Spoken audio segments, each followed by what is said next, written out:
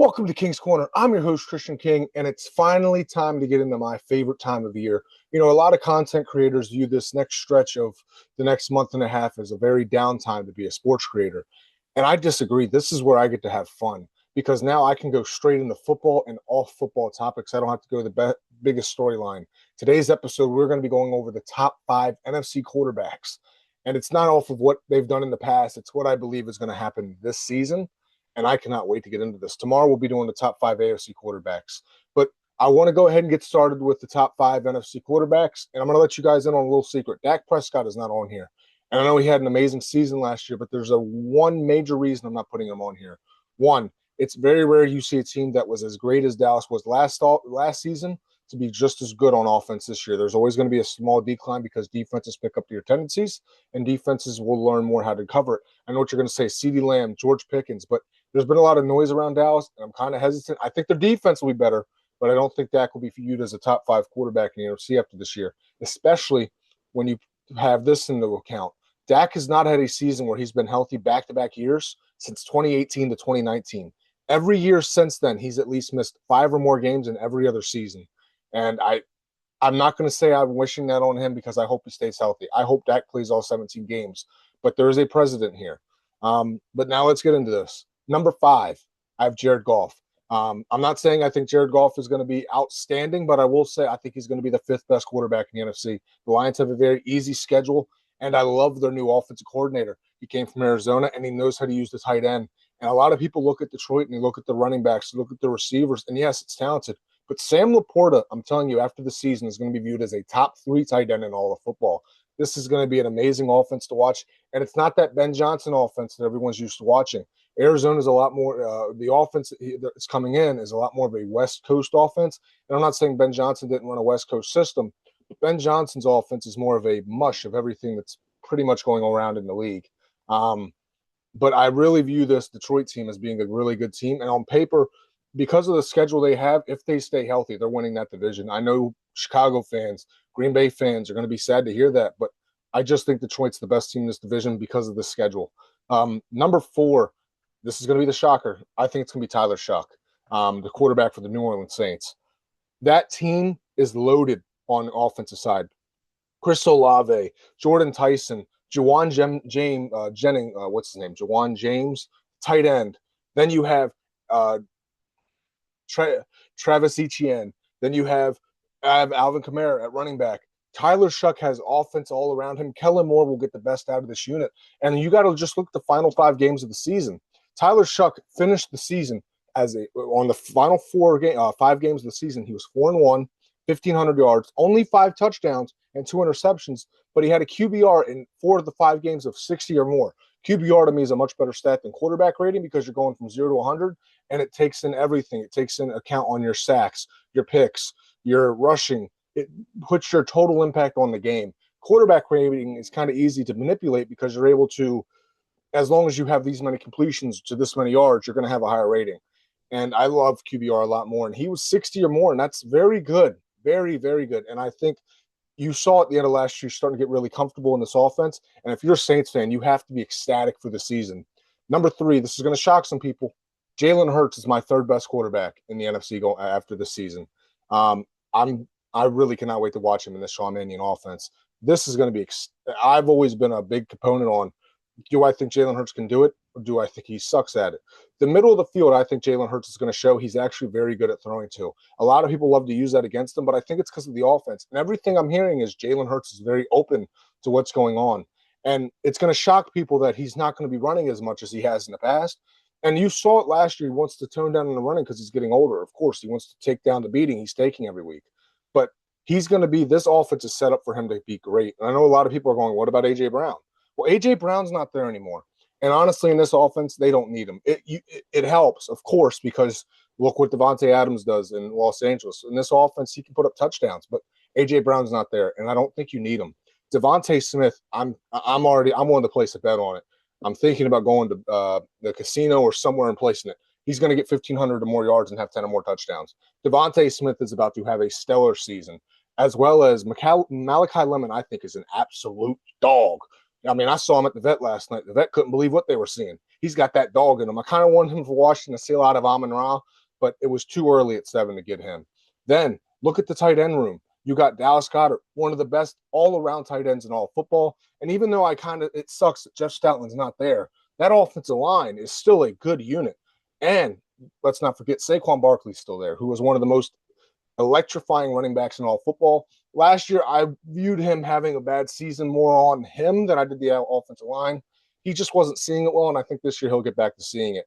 I really cannot wait to watch what this Eagles offense looks like because it's going to be so much different than what people are used to. Number 2, Jaden Daniels. I know what you're thinking. You're only saying that because you're a homer, but look at the talent he has around him. A lot of people keep talking like this team doesn't have talent. Bull sugar. Look at the offensive line. You got Laramie Tunsil at left tackle, one of the best left tackles in all football. Brandon Coleman in this offensive scheme is going to be a great left guard. Nick Allegretti, I know he's a lower name center, but even as a guard, he was good. And usually you can sound by the communication. You can hear by what he's doing in this minicamp and OTAs. He's getting the communication down pat. Sam Cosmi, when healthy, is arguably a top 2 guard in all of football. And then you right tackle Josh Connerly Jr., if he would have came out this year instead of last year, he would have been a top 5 pick as an offensive tackle. And now he had a on-site job learning last year. Well, this year he's going to be 10 times better than what he was last year. And you saw it because after the first 8 games where he had that monsoon of a start to a career, he started to really set hold, and you didn't hear much from his side. And offensive line is one of those positions. When it's silent, it's amazing because that means they're doing their job. And then you look at tight end.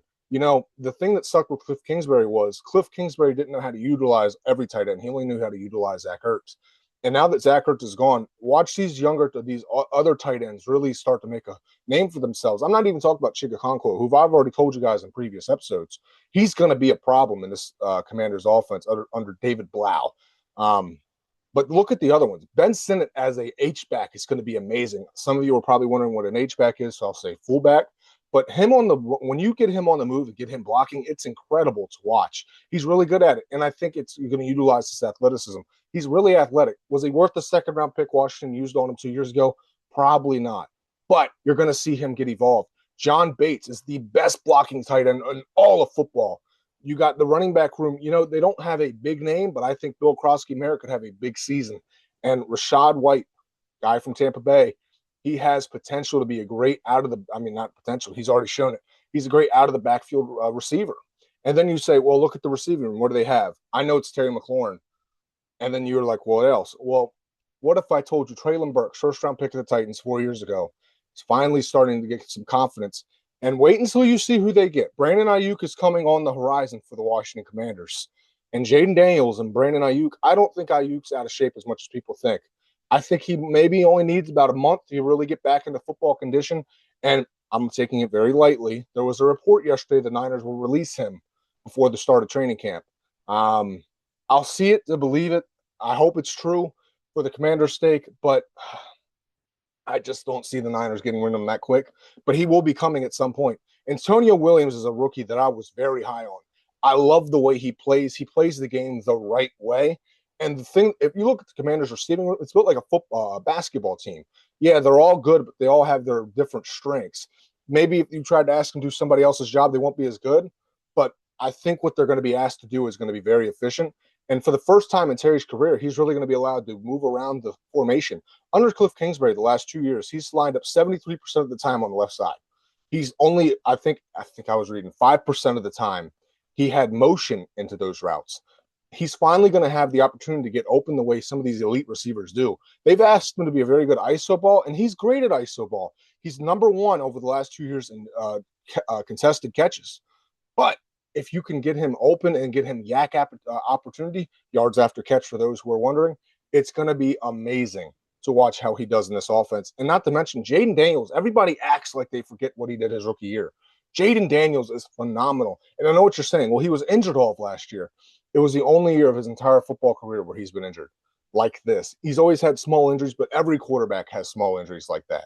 Look at every quarterback in the NFL. They've always had a span of 1 to 2 weeks during the season where they're going to get a little banged up. It's football. They get hit too, and the other team gets paid to hit them. They're going to get a little banged up. But Jaden has never missed games until last season. And this offense with David Blau is going to unlock everything that Jaden Daniels is great at. From early reports and OTAs, Jaden Daniels is a master at this offense. But even if you heard him today, he still said he has room to grow. And I'm so excited to see what he looks like in this new offense. And that's why he's number 2. He could be number 1, but you already know who number 1 is. The reigning, defending NFL MVP and future 2-time Super Bowl champ, 2-time Super Bowl or 1-time Super Bowl MVP, Matthew Stafford. That offense, I already said it's hard to do it back-to-back years, but when you're Matthew Stafford and you have that defense behind you, it's going to get you going. And I think Kyren Williams is going to have a great year. And everyone keeps looking at the Rams and they're going, well, last year they ran a lot of 13 personnel. Watch the Rams this year get back to a lot more 11 personnel. I mean, they were high on 11 personnel last year, but I don't think they're going to go as high on 13 personnel. Everyone's ready for 13 personnel. Sean McVay is going to switch it up. And I cannot wait to see what the Rams do this season. We're going to end up getting into a breakdown of what all these teams, all seasons looks like, what I see for each team. But this is just so exciting to be able to talk about it. I want to know what you guys think of these top 5 quarterbacks. Who are your top 5 NFC quarterbacks? Let me know if you disagree. Let me know if you agree. Please dislike if you hate what I'm saying. I understand. Eagles fans, I know you're out there. But until tomorrow, King's Corner. Thank you.